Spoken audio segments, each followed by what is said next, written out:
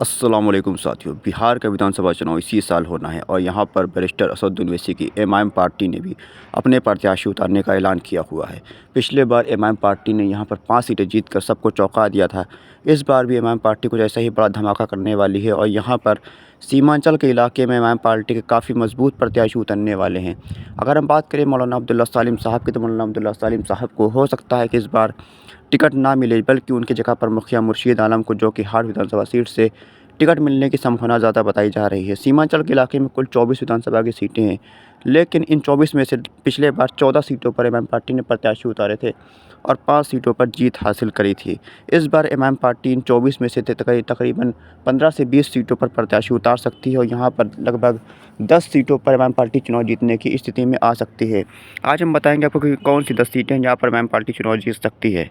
तो अगर हम बात करें पहले किशनगंज ज़िले की 4 विधानसभा सीट के बारे में, तो ये चारों विधानसभा की सीटें एमआईएम पार्टी चुनाव जीत सकती है। इन 4 विधानसभा सीटों में पहली सीट है कोचा धामन विधानसभा की सीट। कोचा धामन विधानसभा सीट एमआईएम पार्टी का गढ़ है। यहाँ पर अख्तुल ईमान साहब विधायक रह चुके हैं और अख्तुल ईमान साहब का यहाँ पर घर भी है। तो इस सीट पर एमआईएम पार्टी ने 2020 में भी जीत हासिल करी थी। इजहार अस्फी एमआईएम पार्टी के सिंबल पर चुनाव जीते थे। यह सीट एमआईएम पार्टी एक बार फिर से जीत सकती है। इसके साथ साथ दूसरी सीट जो है वो है बहादुरगंज विधानसभा की सीट। बहादुरगंज विधानसभा सीट भी एमआईएम पार्टी ने 2020 के अंदर जीती थी।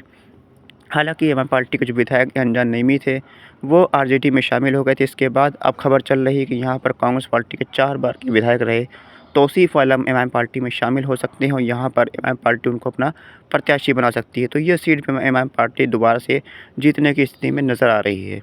तीसरी सीट है किशनगंज विधानसभा की सीट। किशनगंज विधानसभा सीट पर एमआईएम पार्टी ने 2019 के विधानसभा उपचुनाव में जीत हासिल करी थी। एमआईएम पार्टी के कमरुल हुदा ने यहाँ पर जीत हासिल करी थी। हालांकि 2020 का विधानसभा चुनाव में एमआईएम पार्टी ये सीट जीत नहीं पाई थी।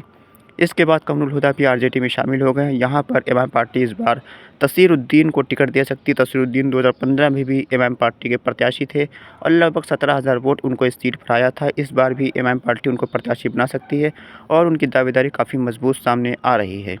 चौथी सीट की बात करें, यहाँ पर है ठाकुरगंज विधानसभा की सीट। ठाकुरगंज विधानसभा सीट एमआईएम पार्टी अब तक जीत नहीं पाई है। हालांकि इस बार एमआईएम पार्टी के पास काफ़ी अच्छा मौका है ठाकुरगंज विधानसभा सीट को जीतने का। यहाँ पर एमआईएम पार्टी के लिए तकरीबन 3-4 दावेदार हैं, जिसमें से मुफ्ती अतहर जावेद, गुलाम हसनैन, हैबर बाबा। इसमें से सबसे मजबूत उम्मीदवार गुलाम हसनैन साहब नज़र आ रहे हैं। हालांकि मुफ्ती अतहर जावेद साहब भी काफ़ी पुराने कार्यकर्ता हैं। पिछले बार वो टिकट नहीं पाए थे। हो सकता है कि इस बार एमआईएम पार्टी उनको अपना प्रत्याशी बना दे। इसके साथ साथ 22वीं विधानसभा सीट पूर्णिया ज़िले में आती है। यहाँ पर 2020 में एमआईएम पार्टी ने जीत हासिल करी थी। सैयद रुकनुद्दीन एमआईएम पार्टी के सिंबल पर चुनाव जीते थे। जीतने के बाद वो आरजेडी में शामिल हो गए। इस सीट पर एमआईएम पार्टी के पास कई प्रत्याशी हैं, लेकिन यहाँ पर गुलाम सरवर, जो कि एमआईएम पार्टी 2015 में प्रत्याशी थे, वो वापस से एमआईएम पार्टी में शामिल हो सकते हैं और एमआईएम पार्टी उनको प्रत्याशी बना सकती है।